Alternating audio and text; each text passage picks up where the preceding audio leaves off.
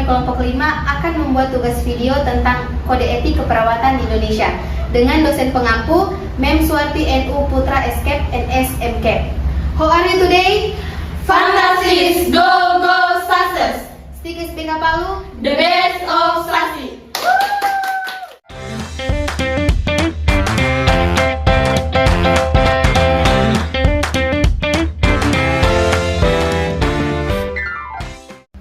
Halo teman-teman, kembali lagi bersama saya Velofek Syatoya. Hari ini kita berada di acara Edukasi Dikit. Baik teman-teman, hari ini saya kedatangan tamu nih dari Stikes Bala Keselamatan Palu. Tanpa berlama-lama kita undang saja ya mereka.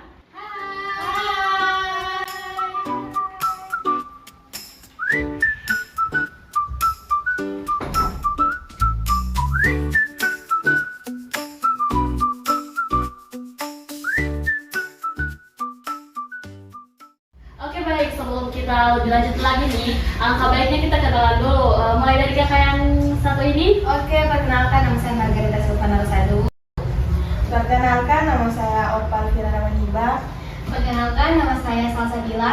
Perkenalkan, saya Mas Jessica Malibu. Oke baik, kakak-kakak semuanya, perkenalkan saya Velofek Syatoya. Senang bisa bertemu dengan kakak-kakak dari kampus Stikes Bala Keselamatan Palu ya? Iya. Oke baik kakak-kakak, hari ini topik kita yaitu mengenai kode etik keperawatan di Indonesia. Dan hari ini sebelum lebih lanjut saya mau bertanya, kode etik keperawatan itu yang seperti apa sih? Baik, kode etik keperawatan itu diibaratkan sebagai sebuah kompas untuk seorang perawat. Ini bertujuan untuk mengarahkan bagaimana perawat itu harus bersikap dan bertindak agar pasien ini merasa aman, nyaman, dan merasa dihargai. Oke baik kak, tentunya kode etik ini memiliki tujuan kan? Kakak boleh tolong jelaskan tujuan dari kode etik itu sendiri seperti apa? Baik.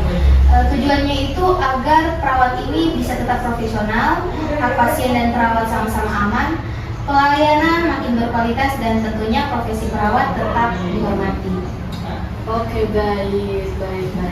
Oke baik kak, selanjutnya ini saya mau bertanya ya. Sebelumnya tadi Kak Silvanora sudah menjelaskan mengenai apa itu kode etik keperawatan dan tujuan-tujuan dari kode etik keperawatan itu sendiri. Sekarang tentunya kita mengetahui bahwa pasti kode etik keperawatan itu memiliki fungsi-fungsi.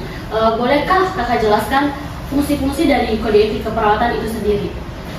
Ya baik, di sini ada 4 poin dari kode etik perawatan. Yang pertama itu sebagai pedoman dalam pengambilan keputusan etis. Contohnya itu menjaga kerahasiaan pasien. Yang kedua itu mengatur hubungan perawat dan pasien.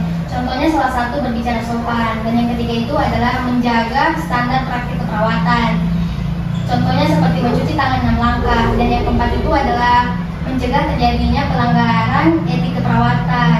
Contohnya seperti meminta imbalan uang atau hadiah. Oke baik kak, terima kasih untuk penjelasannya. Nah, sekarang nih kak, kita akan masuk dalam topik utama kita, yaitu mengenai kode etik keperawatan di Indonesia. Sebelumnya tadi kan sudah dijelaskan mengenai secara umum mengenai apa itu kode etik keperawatan, terus tujuan sama fungsi-fungsinya. Sekarang kita akan masuk ke topik utama kita, yaitu kode etik keperawatan di Indonesia itu seperti apa? Ya, kode etik keperawatan di Indonesia adalah pedoman atau moral atau perilaku bagi perawat yang menjalankan tugas profesinya agar pelayanan yang diberikan aman, manusiawi, dan profesional. Oke baik kak. Kalau dari isi dari kode etik keperawatan itu sendiri seperti apa?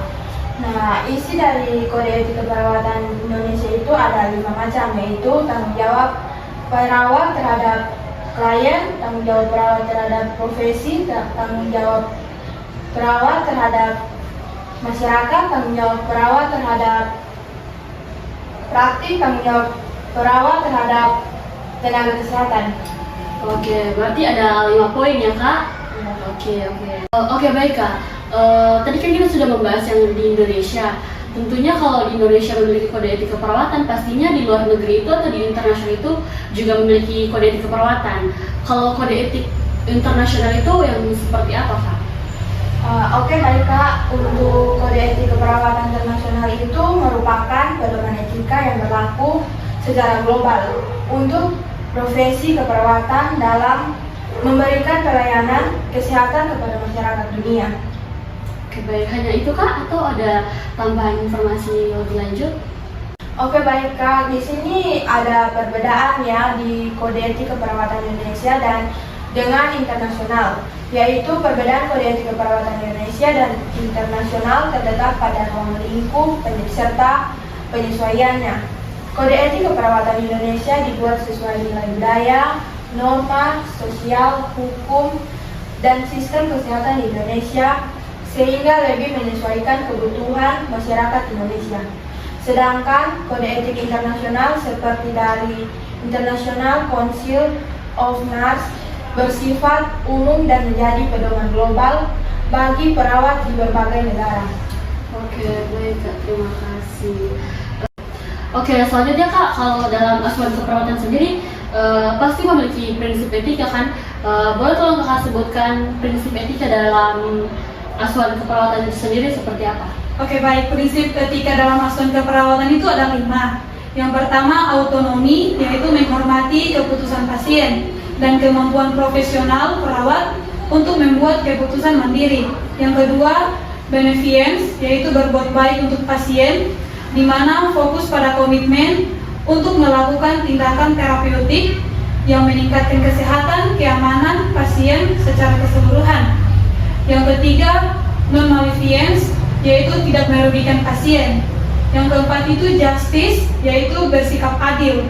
Dan yang terakhir itu fidelity, yaitu menepati janji dan tanggung jawab.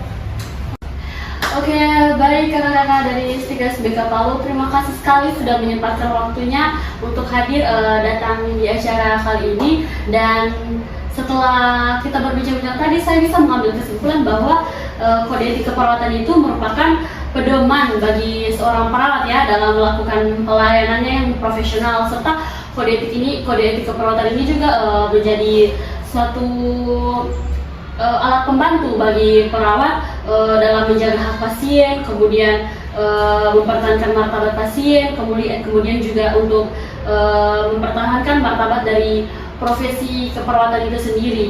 Oke, baik kakak-kakak, saya harap pertemuan kali ini bukan menjadi pertemuan terakhir, tapi selanjutnya kita akan bertemu kembali di acara-acara selanjutnya. Terima kasih sudah menyempatkan waktunya kakak-kakak. Terima kasih. Kakak-kakak boleh tolong lihat ke kamera terlebih dahulu.